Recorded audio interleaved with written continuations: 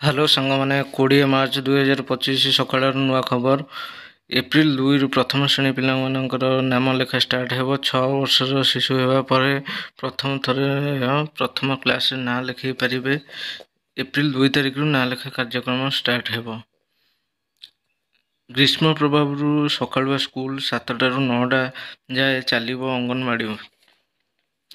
ନବ ଦାସ ହତ୍ୟା ମାମଲାରେ ରହସ୍ୟ ଭେଦିବାକୁ ଘାଣ୍ଟୁଛି କ୍ରାଇମବ୍ରାଞ୍ଚ। ସିବିଆଇ ତଦନ୍ତ ପାଇଁ ମୁଖ୍ୟମନ୍ତ୍ରୀଙ୍କୁ ଭେଟି ନେଇ ନବ ଦାସଙ୍କ ପରିବାର ଲୋକେ ସାନ୍ତ୍ୱନା ପାଇଁ ଗୁହାରି କଲେ। ମୁଖ୍ୟମନ୍ତ୍ରୀ ମୋହନ ମାଝୀ ନବ ଦାସଙ୍କ ପରିବାରକୁ ଆଶ୍ୱାସନା ଦେଇଛନ୍ତି ଯେ ଏହି ଘଟଣାର ତଦନ୍ତ ଆଗକୁ ସିବିଆଇ କରିବାକୁ ଯାଉଛି। ଏହା ନେଇ ସେ ମଧ୍ୟ ସ୍ପଷ୍ଟ କରିଛନ୍ତି ନବ ଦାସଙ୍କ ପରିବାରକୁ।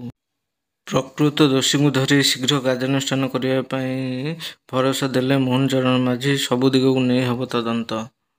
ଓଡ଼ିଶାର ପାଣିପାଗକୁ ନେଇକି ନୂଆ ଖବର। କମିଲା ତାତି, ମିଳିଲା ଗରମରୁ ତ୍ରାହି। 23 ତାରିଖ ପର୍ଯ୍ୟନ୍ତ ରାଜ୍ୟର ବିଭିନ୍ନ ସ୍ଥାନରେ କାଳବୈଶାଖୀ ସମ୍ଭାବନା। ଆଜି 6 ଜିଲ୍ଲାକୁ ବର୍ଷା ଓ ପବନ ପାଇଁ ଅରେଞ୍ଜ ୱାର୍ଣ୍ଣିଂ ଦିଆଯାଇଛି। ପାଣିପାଗ ବିଭାଗରୁ ସ୍ପଷ୍ଟ କରାଯାଇଛି ପବନ ସମୟରେ 30ରୁ 40 କିଲୋମିଟର ପବନ ବହିବ। କିଛି ସ୍ଥାନରେ କୁଆପଥର ସହିତ ବର୍ଷାର ସମ୍ଭାବନା ରହିଛି। ଏହିସବୁ ସୂଚନା ଓଡ଼ିଶା ପାଣିପାଗ ବିଭାଗ ତରଫରୁ ସ୍ପଷ୍ଟ କରାଯାଇଛି। ଆଗକୁ ଏହା ଘଟିବାର ସମ୍ଭାବନା ରହିଛି, ଏହା ସ୍ପଷ୍ଟ କରାଯାଇଛି। ନେତା ସମୀର ମହାନ୍ତି ହୋଇପାରନ୍ତି ଓଡ଼ିଶା ଅଲିମ୍ପିକ ଆସୋସିଏସନର ସଭାପତି। ଏକମାତ୍ର ପ୍ରାର୍ଥୀ ଭାବେ ନାମାଙ୍କନ କରିଛନ୍ତି। ଯାହାଥିରୁ ଜଣାପଡ଼ୁଛି ତାଙ୍କ ସହିତ କେହି ଆଉ ପ୍ରାର୍ଥୀ ନାମାଙ୍କନ ଦାଖଲ କରିନାହାନ୍ତି। ଏଥିରୁ ଜଣାପଡ଼ୁଛି ଯେ ବିଜେପି ନେତା ସମୀର ମହାନ୍ତି ହୋଇପାରନ୍ତି ଓଡ଼ିଶା ଅଲିମ୍ପିକ ଆସୋସିଏସନର ନୂତନ ସଭାପତି। ଏକମାତ୍ର ପ୍ରାର୍ଥୀ ଭାବେ ନାମାଙ୍କନ ଦର୍ଶନ କରିଛନ୍ତି। ୟୁକ୍ରେନ ରଷିଆ ଯୁଦ୍ଧରେ ଲାଗିବ କି ବିରାମ? ୟୁକ୍ରେନ ସଭାପତି ରାଷ୍ଟ୍ରପତି ଜେଲେନ୍ସ୍କିଙ୍କ ସହ ଟ୍ରମ୍ପଙ୍କ ଆଲୋଚନା। ଯୁଦ୍ଧକୁ ବନ୍ଦ କରିବା ପାଇଁ ଘଣ୍ଟାତମାମ ଆଲୋଚନା ହୋଇଛି।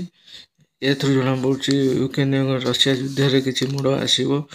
ପୁଣି ୟୁକ୍ରେନ ରାଷ୍ଟ୍ରପତି ଜେଲେନ୍ସ୍କିଙ୍କ ସହିତ ଟ୍ରମ୍ପଙ୍କ ଆଲୋଚନାକୁ ନେଇ ଏହା ଚର୍ଚ୍ଚା ହେଉଛି, ଯେମିତିକି ଆଗକୁ ଟ୍ରମ୍ପଙ୍କ ହସ୍ତକ୍ଷେପ ଦ୍ୱାରା ଯେମିତିକି ୟୁକ୍ରେନ ଏବଂ ରଷିଆ ଯୁଦ୍ଧ ବନ୍ଦ ହୋଇପାରିବ, ଏହା ପ୍ରତି ଆଲୋଚନା ଚାଲିଛି। ମହାକାଶରୁ ସୁନିତା ଏବଂ ବ୍ରୁଜ୍ ଫେରିବା ପରେ ତେଜିଲା ଆମେରିକାର ରାଜନୀତି। ପୂର୍ବ ବାଇଡେନ ପ୍ରଶାସନକୁ ଟ୍ରମ୍ପ ସରକାରଙ୍କ ଟାର୍ଗେଟ। 9 ମାସ ଫେରିବାର ଯେଉଁ ଲେଟ୍ ହେଲା, ସେଥିପାଇଁ ହ୍ୱାଇଟ୍ ହାଉସ୍ କଲା ପ୍ରଶ୍ନ। ଏବେ 4 ମହାକାଶ ଯାତ୍ରୀଙ୍କ 45 ଦିନର ରିହାବ ପିରିୟଡ଼ ଚାଲିଛି। ଆଜି 20 ମାର୍ଚ୍ଚ। ପ୍ରସିଦ୍ଧ ପଖାଳ ଦିବସ। ସାରା ଓଡ଼ିଶା କରୁଛି ପାଳନ। ପଖାଳ ଦିବସ ସହିତ ସୁଆଦିଆ ତିଅଣ ଏବଂ ଭଳିକି ଭଳି ଭଜା ଏବଂ ତରକାରୀ ସହିତ ପ୍ରତି ଓଡ଼ିଆଙ୍କ ଘରେ ଘରେ ପଖାଳ ଦିବସ ପାଳନର ମହକ ଚାରିଆଡ଼େ ଦେଖାଦେଉଛି।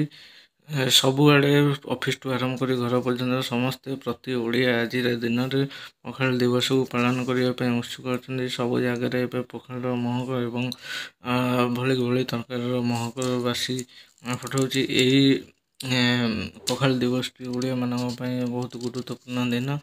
ଏହାକୁ ସମସ୍ତେ ମିଶି ପାଳନ କରୁଛନ୍ତି।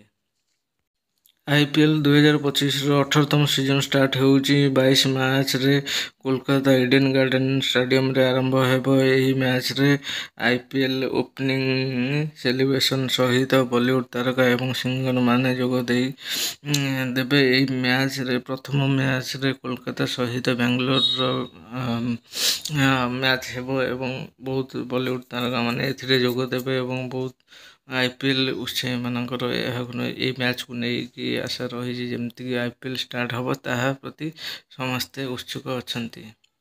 ସୁନୀଲ ଛେତ୍ରୀ ଆନ୍ତର୍ଜାତିକ ଫୁଟବଲ ଖେଳାଳି। ଗତକାଲି ଜବାହରଲାଲ ନେହେରୁ ଷ୍ଟାଡିୟମରେ ଭାରତ ଏବଂ ମାଲଦୀପ୍ସ ମଧ୍ୟରେ ଫ୍ରେଣ୍ଡଲି ଫୁଟବଲ ମ୍ୟାଚରେ ମାଲଦୀପ୍ସକୁ 3-0ରେ ହରାଇଲେ।